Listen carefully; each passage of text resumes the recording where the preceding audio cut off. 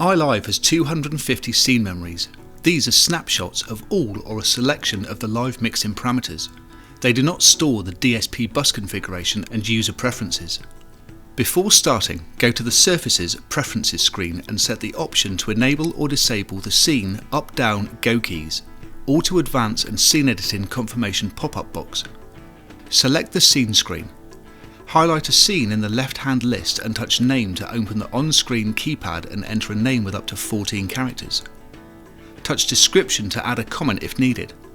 The quickest way to work with scenes is to store everything. This is done by touching Store All. Once a scene has content stored, a green tick is displayed next to its name. Touch Recall to overwrite the current iLive settings with the contents of the highlighted scene. For more advanced applications, you can choose what parameters to put into a scene so that only those are recalled. You can then add and remove items from the scene, and update items already in the scene with the current console settings. Touch Edit to open the list of available parameters. Choose either Processing View or Channel View. The diagram that follows lists the parameters in the left-hand window and illustrates where in the signal chain the parameters exist. Use the plus and minus buttons to expand or collapse the list. Select items from the list. Expand and collapse the list using the plus and minus buttons. Touch the multiple select button if needed, and touch Add to add them to the scene list on the right. Once added, the item displays in the right-hand window. Levels, mutes and assignments are treated as one item each for the mix masters and DCA masters. Mix parameters associated with the input channels including the input fader, pan, mute, all assignments, pre-post settings, aux and FX sends to the masters are part of the input mixer item, which can be expanded using the tree list. The patch bay is treated as a single item. Recalling a scene with the patch bay included overwrites all input, insert and output patching. You can update the settings of one or a selection of items already in the scene. Select the items you want to update from the list in the right-hand window and touch the Update button in the centre of the screen. The screen parameters are overwritten with the current console settings. To remove items from a scene, highlight items in the right-hand window or touch Select All. Then touch the Remove button in the centre of the screen. Adding all and then removing items may be quicker than starting by adding individual items. When you have finished editing the content, return to the Scene Manager page. Touch Update to update the existing content of a scene with the current console settings, unlike Store All, which does not add everything to the scene. You can copy, paste and delete scenes. Highlight a scene in the list and touch Copy. Highlight another scene and touch Paste.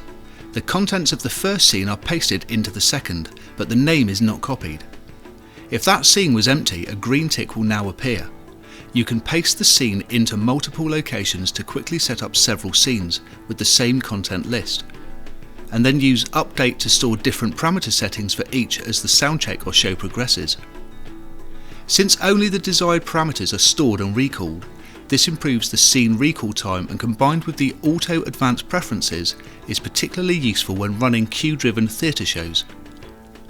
Pressing Go on the surface instantly recalls a scene and automatically advances the number ready to recall the next scene in the list. When you delete a scene, its contents are removed and the name reverts to no name. A special recorder mode lets you rearrange the scenes by moving, copying, deleting them, or clearing their content.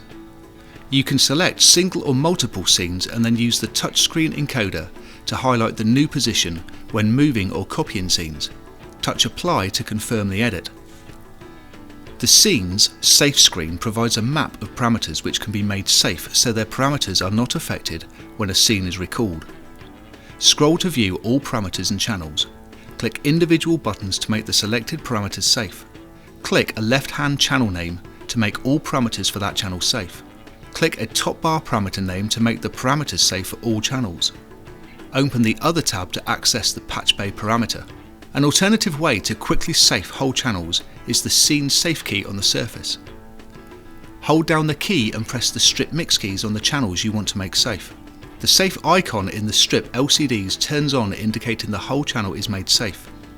The mic preamp is included, though you need to be aware that the preamps can be patched to more than one channel. or used as sources to other parts of the system, which may not be associated with the channel you want to make safe. If needed, you can remove just the preamp from the channel safe using the preamp screen.